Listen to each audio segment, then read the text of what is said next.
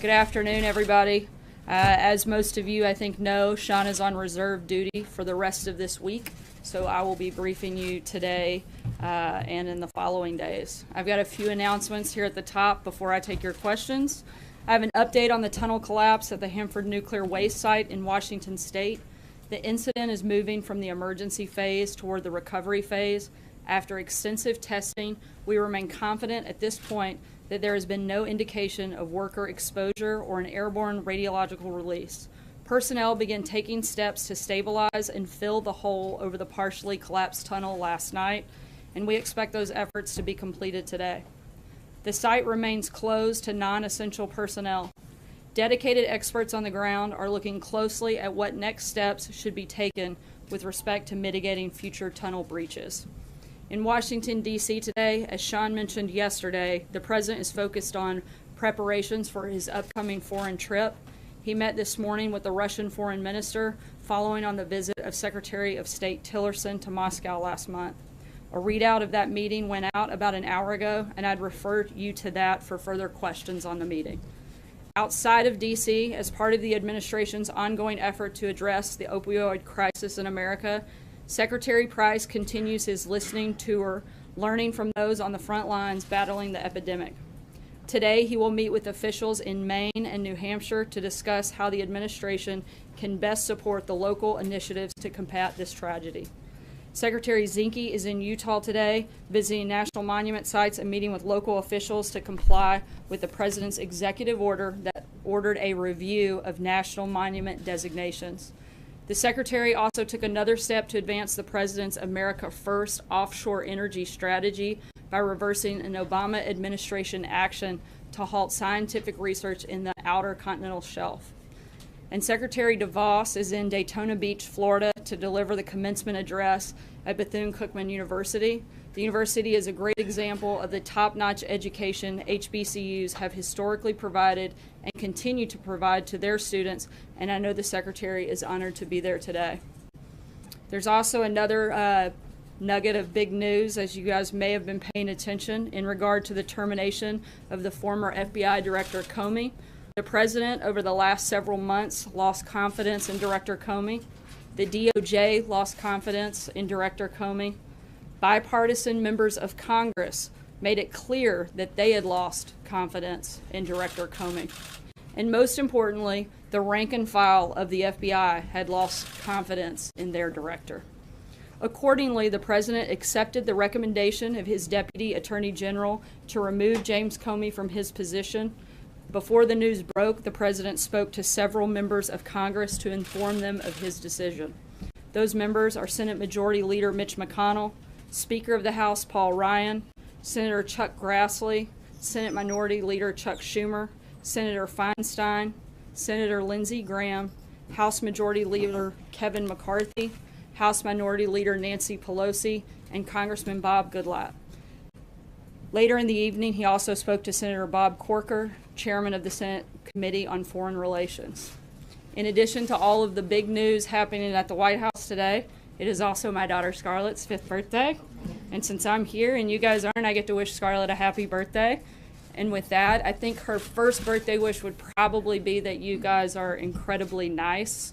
And now I will take your questions. Allie. Sarah, I think it would be helpful to establish some of the facts, and I have a couple broader questions for you. So number one, yes or no, did the President direct Rod Rosenstein to write this memo on James Comey? No, the President had lost, again, like I said, he'd lost confidence in Director Comey, and frankly, he'd been considering letting Director Comey go since the day he was elected. But he did have a conversation with the Deputy Attorney General on Monday where they had come to him to express their concerns. The President asked that they put those concerns and their recommendation in writing, which is the letter that you guys have received. So it is the White House's assertion that Rod Rosenstein decided on his own, after being confirmed, to review Comey's performance? Absolutely, and I think most of America had decided on their own that Director Comey was not the person that should be leading the FBI, as evidenced by the numerous comments that we've seen from Democrat members in the House and Senate, Republican members, members of the FBI, and people across the board. A couple more establishments of the facts. I think question is, Senator Dan Feinstein says she was told something different directly from the President. The President said he asked Rosenstein and Sessions to review this. Is she lying? He asked them for their recommendation based on the conversation that they had on Monday. He asked them to put that recommendation in writing, but they came to him on his own. And again, the president had lost confidence in Comey from the day he was elected. He wasn't sure that he shouldn't fire him.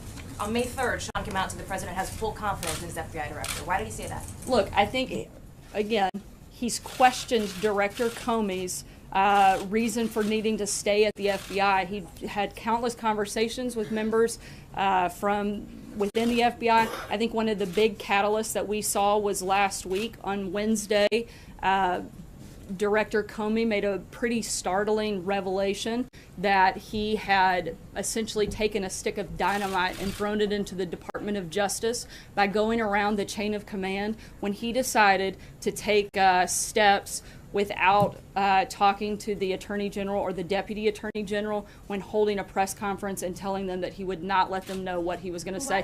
And that is simply not allowed. And somebody like the Deputy Attorney General, Rod Rosenstein, who everybody across the board has unequivocally said this guy is a man of upstanding character and essentially the gold standard at the Department of Justice. When you take an action like that, when you go around the chain of command in the Department of Justice, then you have to make steps and take action to make a recommendation to the president, and that's what he did. You say that this has to do with the Russia investigation, Sarah. Does it have to do with the investigation into Russia? How do you respond to those criticisms? We'll come back to that, I'm sure. There you go. Until you said from the podium just now that the president lost confidence in him over the last weeks and months, we had thought that this was all Rosenstein's doing.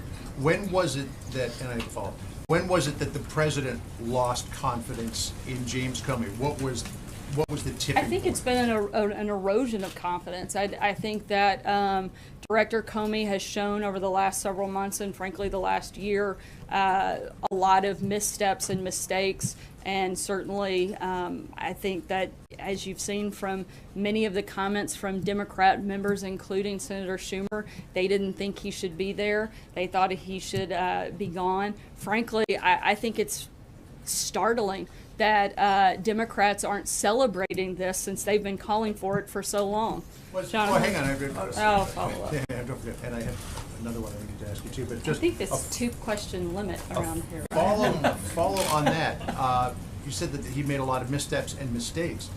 Back at the end of October, this president was applauding the FBI director when he reopened the investigation into Hillary Clinton's email. So he seemed quite happy with him at that point. What changed? Well, I think the president's position. One, he was a candidate for president, not the president. Those are two very different things. Once you take over leading the Department of Justice, that's very different than being a candidate in a campaign.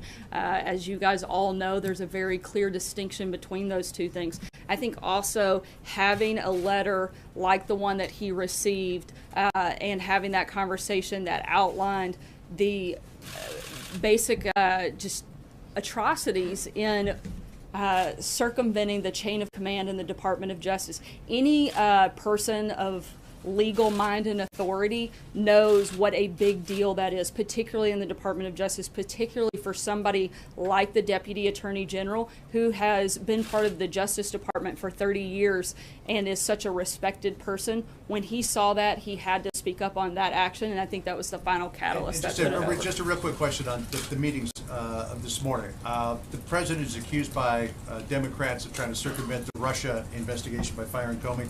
He meets with the Russian foreign minister and the Russian ambassador to the United States. He's accused of being Nixonian. He meets with Richard Nixon's Secretary of State. The timing of all of this, is it just ironic, or is this the president poking a finger in his critic's eye?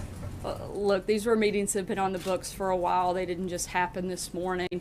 There's not a strategy to go after the Democrats on this. I think, frankly, the saddest thing is that the Democrats are trying to politicize and take away from something that the president should be doing. He should be meeting with the foreign minister. He should be meeting with people like Kissinger. And for them to try to attack him for doing his job, maybe they should spend a little more time doing their jobs and we wouldn't have all the problems that we do.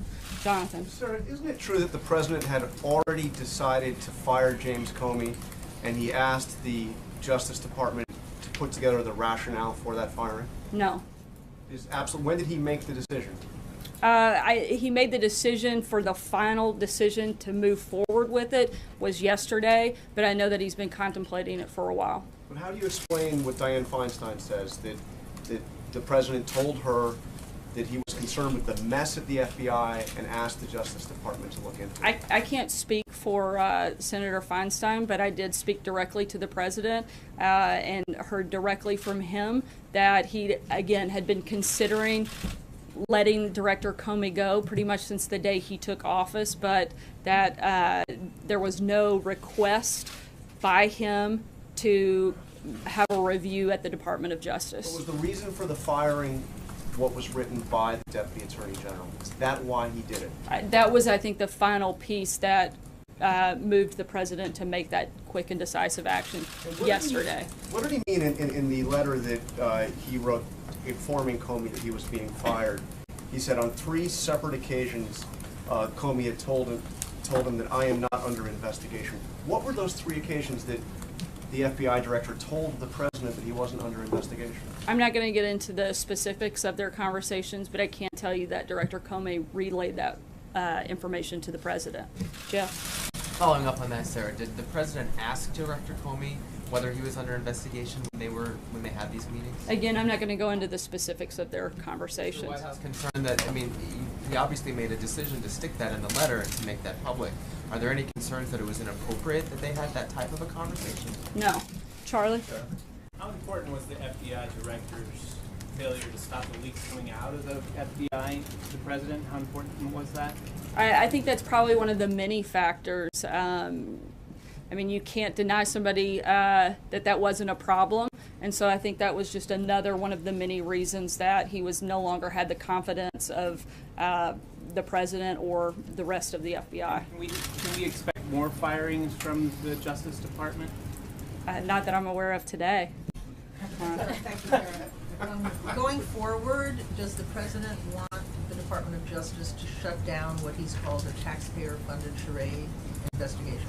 He wants them to continue with whatever they see appropriate and see fit, just the same as he's encouraged the House and Senate committees to continue any ongoing investigations. Look, the bottom line is any investigation that was happening on Monday is still happening today. That hasn't changed, and in fact, we encourage them to complete this investigation so we can put it behind us and we can continue to see exactly what we've been saying for nearly a year. There's no evidence of collusion between the Trump campaign and Russia, and we'd love for that to be completed so that we can all move on and focus on the things that, frankly, I think most of Americans are concerned with. Even if they keep on wasting taxpayer money, he wants it to continue? Look, nobody wants to waste taxpayer money. I think the president has made a priority of this. That's another reason we'd love for it to come to completion. But at the same time, I know that you all will not let this go until it does, and so we'd love for that to be completed. Let's put it behind us, let's move on, and let's focus on what we need to do to turn our country around.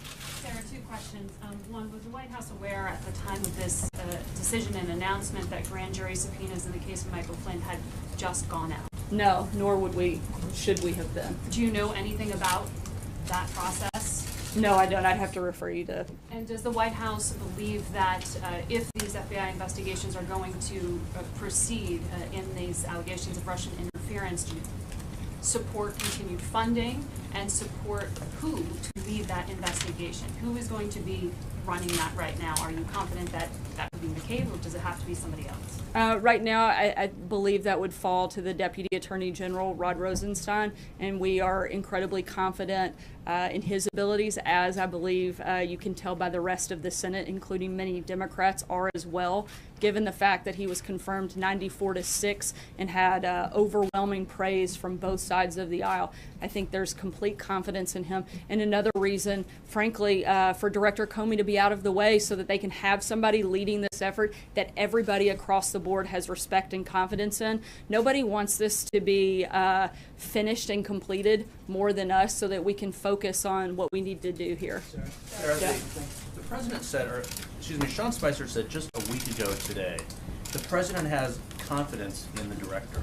So again, I'm sorry if I'm not understanding this, but what has happened in the last 7 days to shake the confidence? Was Sean lying at that point, or did something happen in the last 7 days? Of course, you'd love to add that in, but certainly not. I think one of the big things that took place was the process in the hearing on Wednesday, where again, not to sound like a broken record, but since you guys keep asking the same questions, I guess it's only fair that I keep giving the same answers. But you have somebody, the director of the FBI, who reports to the Deputy Attorney General, going around the chain of command. That's simply not okay. That's not something that is allowed in the justice system, nor should it be. That's a huge problem. That, along with the corrections that had to take place over the last, I believe, 48 hours, those are all big problems. And another, I think, kind of final piece that pushed the president to make the decision that he So did. does he regret not doing it earlier, like on January 20th or January 21st? No, I believe the president wanted to give Director Comey a chance, but he feels that he made the right decision, certainly. Why did he do it as he did, if I could ask? Why did he have one of his longtime security advisors hand deliver a letter to the FBI when the FBI director was in fact in Los Angeles? Didn't he deserve a phone call or a face-to-face conversation? Why did he decide to do it like He that? followed the proper protocol in that process, which is a handwritten notification. And at the same time, no matter how you fire someone, it's never an easy process. And he felt like following protocol was the best thing to do. Does he plan to speak to him? I'm not aware of that conversation. Was the president aware that James Comey asked for more resources in the Russia investigation, and did that factor into his decision to get rid of Mr. Comey as director? Not that I'm aware of, and I think that would be a better question for the Department of Justice. Can I ask a follow-up? On the campaign trail, President Trump frequently said, lock her up, and he criticized the Department of Justice for not being harsh enough on Hillary Clinton. He actually praised Director Comey in October for having the guts to reopen the investigation. Why was he moved by a letter that said that Director Comey was, if anything, too harsh on Hillary Clinton? Why did that move the president to fire him? Again, I think you're looking at two very different positions. The president was wearing a different hat at that time. He was a candidate, not the president. Those circumstances certainly change when you become the president. And again, when you go around the chain of command in the Department of Justice, when you, like I said before, throw a stick of dynamite into the Department of Justice, that's a big problem and one that cannot be ignored. We already knew that, didn't we, Sarah? I mean, we already knew what Mr. Comey had done. I think that this was, my understanding is Wednesday was the first time the director had openly and publicly made that statement and made that clear. Sarah, the statement today on the President's meeting with Prime Minister Lavrov did not include anything on the reported incidents of violence in Chechnya against people in the LGBT community. Is the reason why that was included in the readout because the President is not informed on the issue? I'm sorry, could you speak up a little bit? Sure. Is the reason why that wasn't included in the readout is because the President is informed about the reports of anti-gay violence in Chechnya? Look, I mean, a lot of times there are parts of the conversation that aren't specifically included in a readout, but I'm not aware. I haven't had that conversation, so I don't know. I wasn't part of that meeting, so I can't speak to every detail, and I'd have to refer you to the readout on the specifics of what I know was discussed. Has the President briefed on this issue generally? Has the President been briefed on this issue generally? That's something I'll have to get back to you on. I'm not 100% sure. You said you want the Russia investigation to continue at DOJ. Would the White House oppose the appointment of a special prosecutor to continue the investigation? We don't think it's necessary. You've got a House committee, a Senate committee, and the Department of Justice all working on this. I don't think that there's a necessary need at this point to add that. You've got the Deputy Attorney General, who I would say is about as independent as it comes, due to the fact that he has such bipartisan support. What gives you such confidence that rank and file within the Bureau lost faith in the FBI director? There's a special agent who's inside who wrote us, who said, the vast majority of the Bureau is in favor of Director Comey. This is a total shock. This is not supposed to happen. The real losers here are 20,000 frontline people in the organization because they lost the only guy working here in the past 15 years who actually cared about them. So what's your response to these rank and file FBI agents who disagree with your contention that they lost faith in Director Comey? Look, we've heard from countless members of the FBI that say very different things. In fact, the president will be meeting with Acting Director McCabe later today to discuss that very thing, the morale at the FBI, as well as make an offer to go directly to the FBI if he feels that that's necessary and appropriate, and we'll certainly provide further information on that The meeting for you organization guys. that represents FBI agents is asking for a voice in the selection process of Mr. Comey's successor. Is that something the president supports? I haven't had that conversation, but I know at this point it's being run through the Department of Justice, and so I would refer you to them on what that process looks like at this point in time. Kelly? Thanks, Sarah. Who did the president consult before making the final decision to fire James Comey? The president spoke with a number of individuals, but at the end of the day, it was the president's decision. And in between Monday night and Tuesday, when he decided to fire the FBI director, did he speak again with the deputy attorney general or the attorney general? I know that they spoke on Monday, and I believe the next follow-up was actually in writing. They may have spoken as well, but I'd have to double-check to be clear. Is it accurate to pull away from the information that we have that Monday night the president made the final call, said, I want this in writing as a recommendation, and then took that recommendation as the evidence that he wanted to provide to fire James Comey? My understanding is the decision was actually made on Tuesday, but the first conversation that he had was on Monday when there was a oral recommendation made and the president requested that he see that in writing to review it further. Blake? Sarah, thank you. You say you want to move on and focus on the things Americans care about, so let me ask you about that. You're somewhat halfway home on health care. You still have tax reform to do, a spending bill, debt ceiling, and infrastructure. That's just Pretty big list. Pretty big list, right? But what happened yesterday, you could argue, just widened the divide and made D.C. politics more toxic. So how do you go about accomplishing all of those things with now the heightened political environment that we're in? Frankly, I'm surprised that it did create a divide, since you've had so many Republicans and Democrats repeatedly calling for Director Comey to be gone. Frankly, I don't think it matters what this president says. You're going to have Democrats come out and fight him every single step of the way. I think that's one of the things that's wrong with Washington, and I think that's one of the reasons that we've got to get back to focusing on those issues and, frankly, draining the swamp a little bit further. Was he surprised by the Democratic backlash?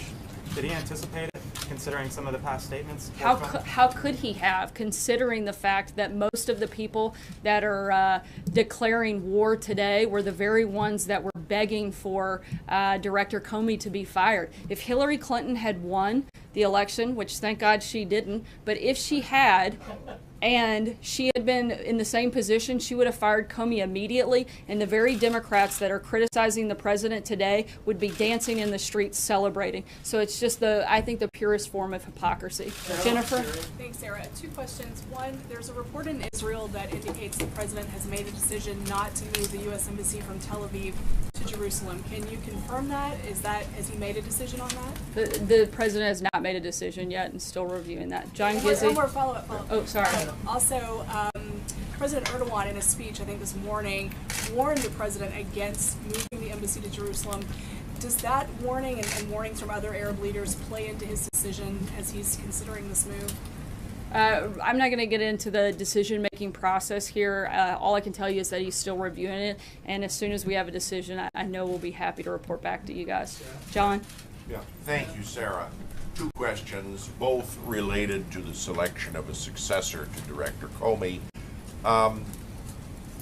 When President Carter chose an FBI director, he had a blue ribbon panel advising him.